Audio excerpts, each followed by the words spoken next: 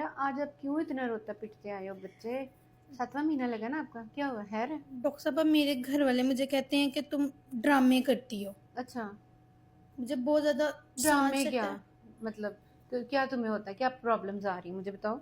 जब मैं चलती हूँ तो मुझे बहुत ज्यादा सांस चढ़ जाता है। अच्छा ठीक सांस है। फूल जाता है मेरा। और? कमर में दर्द रहती है हर टाइम, मुझे हम्म। लेटा भी नहीं जाता। हम्म। और मेरे मूड्स चेंज होते रहते हैं, मुझे पता नहीं चलता। गुस्सा आ ठीक जाता है। है मुझे साथ ही, और फिर सारे कह रहे होते हैं कि तुम ड्रामेबाजियां कर रही ड्रामेदारी। हो। देखिए बेसिकली ना, इस स्टेज पे ये सारा कुछ होना बहुत ही कॉमन है।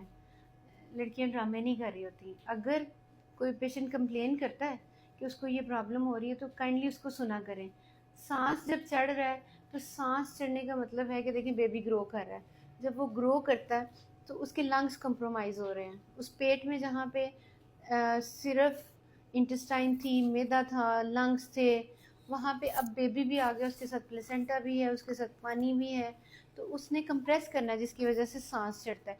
सेकंड कंप्लेन तुम मूड चेंजेस देखें, हार्मोन इतने हाई हैं, estrogen progesterone, they are raging like hello.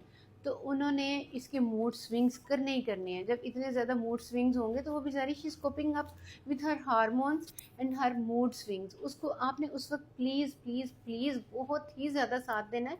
उस अगर वो रोती है, वो कंप्लेन करती है, वो तकलीफ़ बताती है, तो आपने उसकी बातें सुननी है और उसको समझना है कि वो किन चीज़ों से गुजर रही है। तीसरी बात जो है, अगर वो पेट में दर्द, नोज़िया, वॉमिटिंग, ब्लोटिंग, गैस, ये सारा कुछ कॉमन है।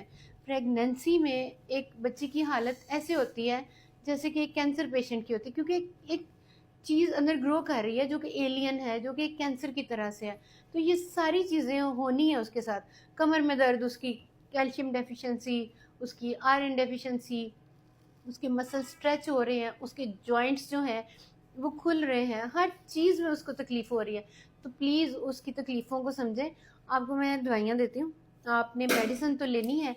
अभी आप लेके आएंगे अपनी वालदा को और साथ में अपने हस्बैंड को, मैं उन्हें समझा दूंगी। लेकिन kindly this is my request कि इस वक्त आपने देखो, जैसे बच्चे, एक चीज़, हमने पाकिस्तान को अच्छी नस्ल देनी है, आपने अपनी खुराक का ध्यान रखना है, आपने अपने मूड स्विंग्स का ख्याल रखना है, अपने मूड का ख्याल रखना है। आपने ऐसी नस्ल देनी है पाकिस्तान को जो पिछली 2 नस्लों से बहुत मुख्तलिफ और अच्छी होनी चाहिए। बच्चे ज़हीन भी हों, बच्चे सेहतमंद भी हों, तो ही हमारा फ़ायदा है, हमारे मुल्क का फ़ायदा है।